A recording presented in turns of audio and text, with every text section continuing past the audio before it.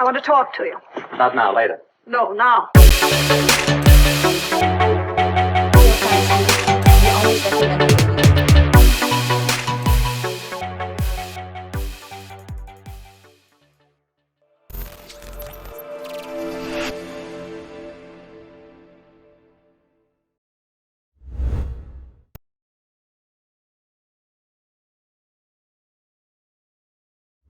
Diabetes is first of all, we're living in a world with COVID right now where so many people have the disease and so many people have tragically died. But diabetes is similar to that. It's not only a disease, but it's a public health issue. Almost 35 million people in America have diabetes. That's probably the single most serious chronic disease of all of them. And that's over 10% of the population. And of those, about 1 out of 20 have type 1 diabetes, often called juvenile diabetes. So what we're talking about in diabetes is basically a metabolic disease, and having to do with glucose metabolism. And since glucose metabolism is sort of a final endpoint that gives all of us energy and allows us to perform as human beings, glucose metabolism is crucial.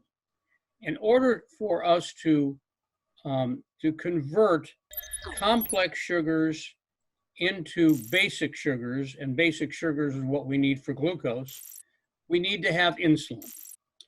Insulin is produced in the pancreas in small little areas in the pancreas called the aisles of Langerhans.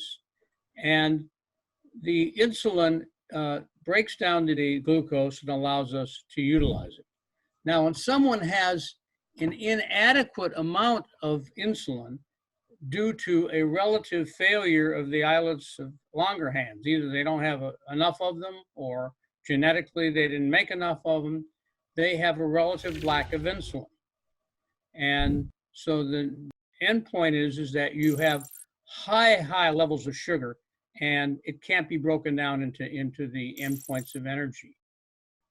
That accounts, however, the basic lack of insulin only accounts for about, as I mentioned, about 1 out of 20 cases of diabetes. The other 19 cases are due to a metabolic interference with the insulin we produce. That is, we actually produce enough insulin, but metabolically, either through an autoimmune process or some other process not well understood, we are unable to utilize our own insulin.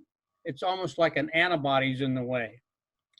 So again, we have the same problem. You have the endpoint of inadequate metabolic use of glucose, which is the staff of life, so to say.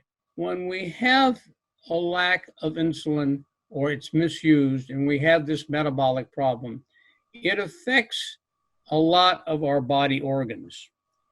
But in doing so, it has one fairly common denominator, and that is that the blood vessels that supply our basic organs are aligned with cells called endothelium.